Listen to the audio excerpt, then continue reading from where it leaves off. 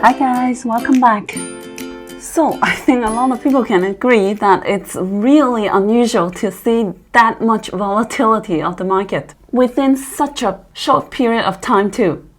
This earnings season is for sure very special. First, we have Netflix opening up the earnings season with a 21% drop in one day, creating like a huge gap down. And then next, you have Apple's earnings making a strong gap up, rising 7% in a day for a near $3 trillion market cap company, pulling up the whole Nasdaq to 3-point-something% up in one day. Next, you have Facebook's earnings making a huge dive, really big gap up again with 26% down. Then you have Google's earnings shooting the share price up to all-time high from a relative bottom. Straight V-shaped recover. Then now the crazy one is Amazon shooting the share price up with a big gap up again from a 52-week low. This is so unusual, guys. I don't think anyone has seen this much volatility from the most mega cap stocks in the US market. Okay, we are talking about companies more than $1 trillion. All of them moving up and down like penny stocks. All of them like penny stocks now. So as a result, the market, like Nasdaq and S&P 500, are always sitting on a roller coaster, up and down by a lot. Some people find it painful, some people find it exciting because there's a lot of trading opportunities, a lot of volatilities. One day up, one day down, one day you can long, one day you can go short.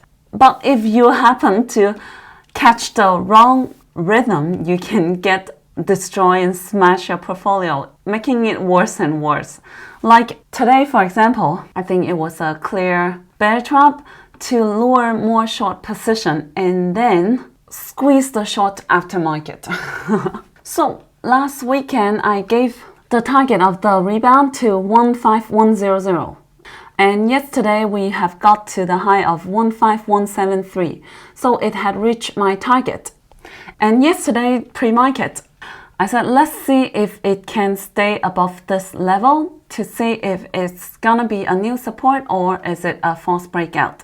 Because the whole market sentiment is pretty excited, driven by the Google's earnings, the stock split, and also the large institutions like Goldman Sachs being bullish for the month of February, right? So I said, now the target has reached, the market might pull back, but even so, I wouldn't short the market because it might keep running up after this pullback. So for the trades, you can consider taking profit and buy back later if there's pullback.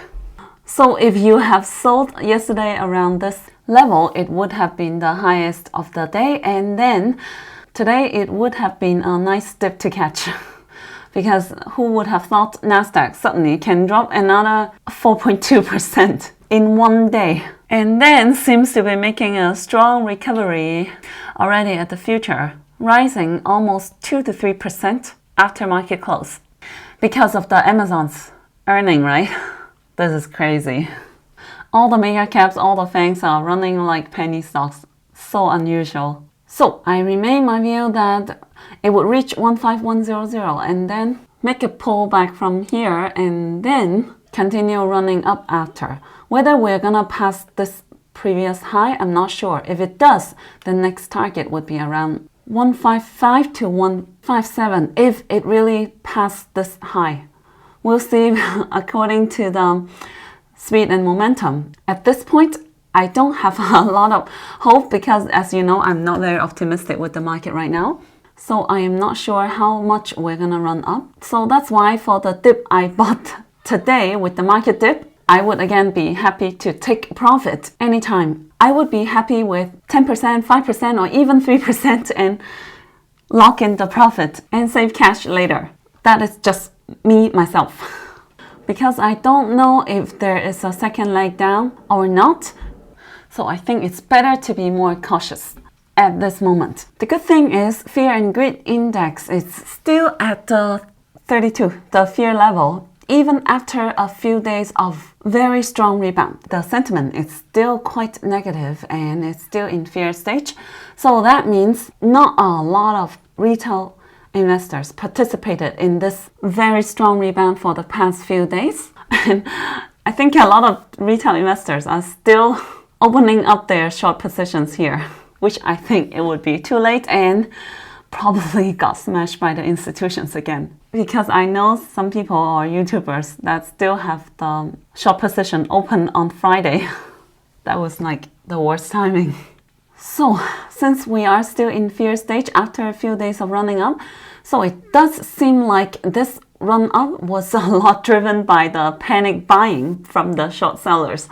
A lot of retail investors are still holding short positions, and a lot of retail investors were FOMOing into the put position, the short position.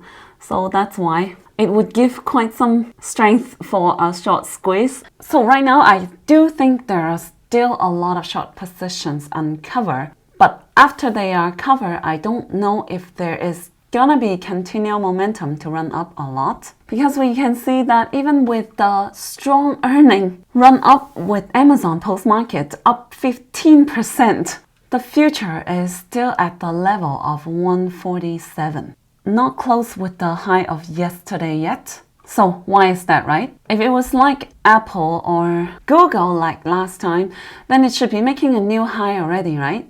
So my view remained the same. As I said in the video last Thursday, I think the big dogs are exiting the other positions by pulling up certain stocks like the FAANG stocks to pull up the index to make it look more bullish and drive up the sentiments. Like I always say, how do the institutions exit when the market is in extreme fear or fear mode, right?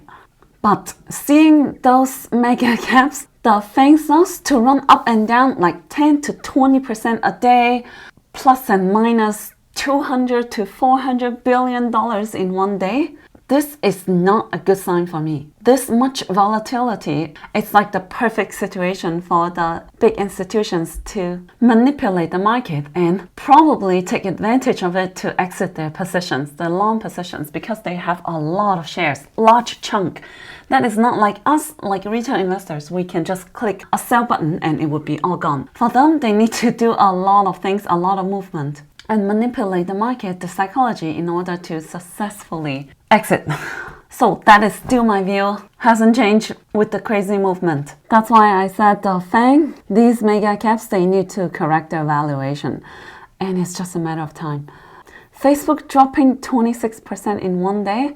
This is a good proof of that, because the whole year of 2021, so many people were scared. Like a lot of retail investors are scared of the growth stocks, the small caps that constantly drop endlessly while the indexes are up. So that is why when there's such market correction, like recently, what they would do as retail investors, I think a lot of people would want to switch to the safer stocks, the safer stocks with somewhat an air quote, okay?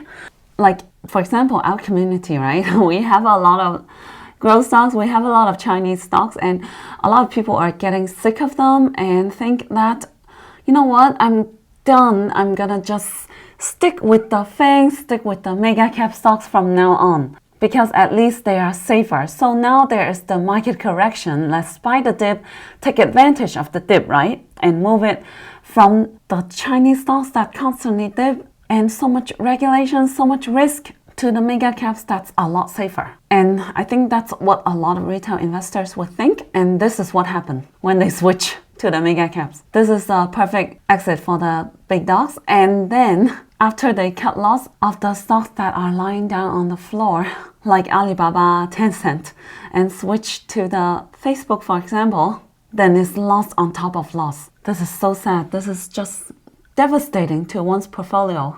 But at the same time, it's very, very normal mindset to switch like this. And I think this is exactly what they want. With the last year's movement together with the unusual movement in January, it all makes sense to me. Now, for Facebook to drop this much in one day, a lot of people might wonder if it's okay to buy the dip. Is it good value at this point for Facebook? Because It's one of the FAANG, it has steady income, it's getting into metaverse, and so on and so on. So I'll share my opinion here. I think that metaverse, it's a trend that is here to stay, and for 2021 it might be just the beginning of it. And right now with the recent market correction of the tech, it would make the metaverse stocks more attractive versus 2-3 months ago after they had ran up to the sky, right? So I do believe this trend is here to stay, and it will be one of the important part of the future life. No doubt about that, okay? But with that said, I also think that it's a big trend from here on, but it doesn't mean that we know who will be the winner in the end. And just the fact that Facebook changed their names to Meta platforms does not mean that Facebook would be the dominating leader of metaverse trend in the end. 5 to 10 years from here, it's too early to tell, it's too soon to judge. When it comes to this kind of early trend, you have to look at the company's moat, you have to look at the management team, and most importantly is the leader, the CEO of the company. I do not have a deep background digging into the Facebook of CEO, but from what I have seen in Facebook in history, I do see them struggling, especially in the recent years. First, they're trying to learn how Tencent and WeChat is growing so fast and copying some of their functions. And then now they're getting a little bit smashed by TikTok as well. So now they switch to learn how TikTok is doing. And it seems like they still cannot find a new business model that can give Facebook a good breakthrough, and then they are betting really big, like a final bet on metaverse trend. I don't know if they would be the biggest winner in the end, but I do feel it's a little bit desperate because it does feel like this is their final bet, the last bet they're gonna do. Many years ago, Facebook acquired WhatsApp and Instagram. It was good help for their business, but after years, you can compare Facebook with Google. Google acquired YouTube years ago and see which acquisition turned out to be the lifesaver. So which leader has better ability to capture the big trend and have good execution from the management team? I think it's very clear to me it's Google. To make a bold prediction, I think Facebook might be the next BIDU, because if you remember what happened to BIDU back in 2018, okay? Back in 2018, there was a big consolidation for a long time for BIDU. At that time, all the mega caps in China were called BAT. So BIDU, Alibaba, and Tencent were the three giants in China. For the new techs, the internet giants. But little that you know that this long consolidation were just a long process for the big institutions to exit their positions and transit it to the retail investors. Because what happened after that, it fell from 280 something all the way to 80. Why was that? Because the Baidu search engine business was slowing down. And similar with Facebook, throughout the years, they have tried so many ways to have a breakthrough. They have tried take out videos by acquiring iQIYI. They have tried group discount like Groupon. Just they have tried many things, copying whatever Alibaba and Tencent put their foot in.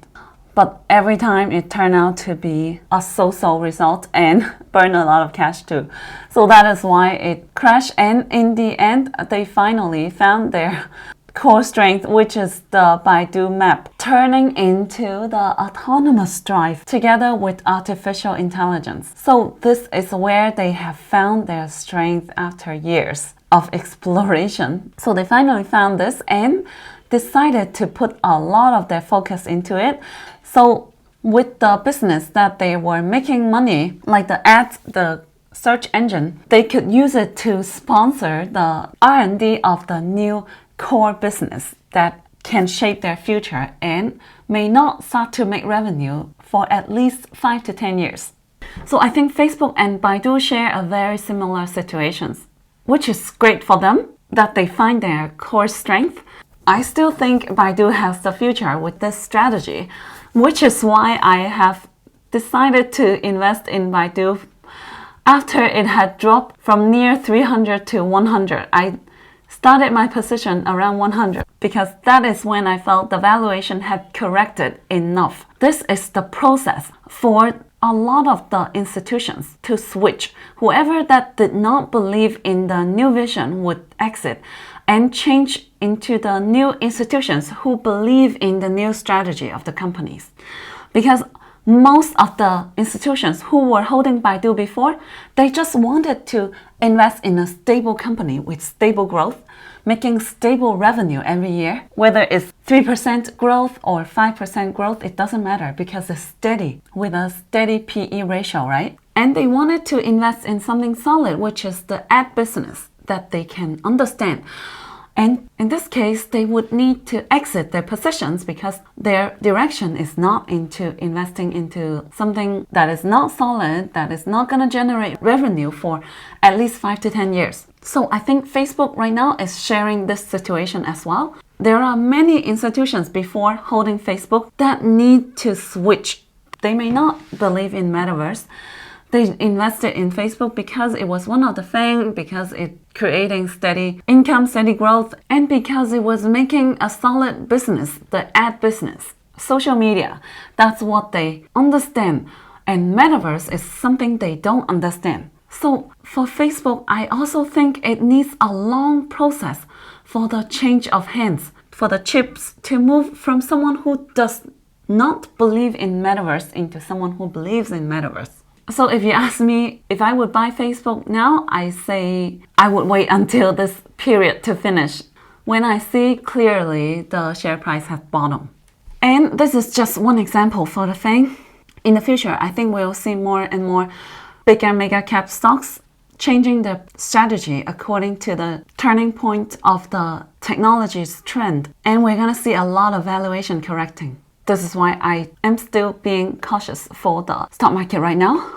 With that said, I did buy the dip for CWeb and NEO today. I re-enter around the current price, and I really thought the market dip can drive it to go down more so I can buy more, right? But it seems like the Nasdaq falling did not affect CWeb much. I don't know why. Maybe because it's speculating a good day after a few days of closing for the Hang Seng Index.